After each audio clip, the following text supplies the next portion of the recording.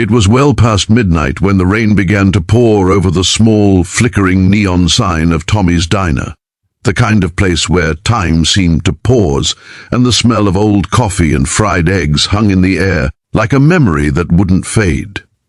Inside, the dim lights glowed off red vinyl booths, and the jukebox hummed a soft, lonely tune from decades past.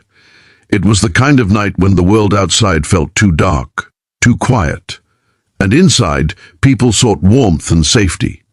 But for Emily, a young waitress with tired eyes and a fragile smile, even the warm lights of the diner couldn't keep her fear away.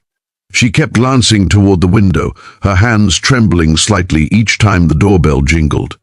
She had been on her feet for 12 hours, her apron stained from endless cups of coffee and late-night burgers. But tonight wasn't like any other shift. Tonight, someone was watching her. Someone who had followed her for the last 3 nights in a row. The man had sat in the corner booth near the back, pretending to read the menu, his cold eyes following her every move. She'd caught him outside in the parking lot after closing 2 nights before, standing under the flickering streetlight, smoking a cigarette, waiting. She had told her manager. She had even thought about calling the police. But the man never did anything illegal, just stared, just followed, just waited.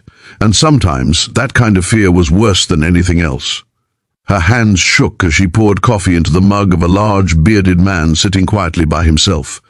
His leather vest bore a familiar patch that made most people's hearts skip. Hell's Angels, tattoos crawled up his arms like maps of old battles.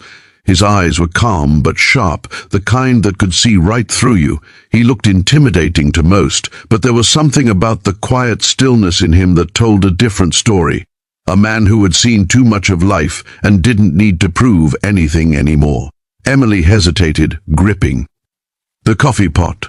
Her heart pounded. She knew she had to say something to someone, or this night might end badly. So she leaned in close, pretending to ask if he needed sugar, and whispered with a trembling voice only he could hear, "He won't stop following me." Her eyes flicked nervously toward the back corner of the diner. The biker's gaze followed hers, landing on the man sitting there, the same man who had been watching her. He didn't look away. The biker's expression didn't change, but something dark and protective lit up in his eyes. "If you believe in kindness," down as if nothing had happened. She poured him another cup of coffee with shaking hands. "Thank you," she whispered. He just nodded, but that wasn't the end of it. Over the next few nights, the biker, whose name she later learned was Jake, began showing up every evening during her shift. He never said much, just sat quietly in his usual booth, watching over the place. It wasn't in a creepy way. It was protective, silent, like a guardian. Emily started feeling safe for the first time in months.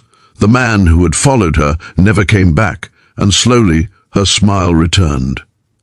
As the nights passed, Jake learned more about her life. She was 23, struggling to pay rent, taking care of her little brother after their parents had died in a car accident. She worked double shifts and walked home alone most nights because she couldn't afford a car. Her dreams were small but beautiful.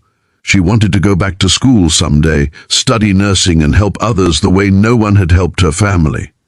Jake listened quietly, rarely offering advice but always listening with the kind of understanding that only comes from someone who's lived through their own pain. One night, as the diner emptied out, Emily noticed him staring out the window, lost in thought. She asked softly, "You've seen bad things, haven't you?" He nodded. "Yeah. Done some too. But you can't change what's behind you. You can only protect what's in front of you." That line stayed with her. A few weeks later, Emily came to work with tears in her eyes. Her landlord had raised the rent again, and she was terrified of losing her home.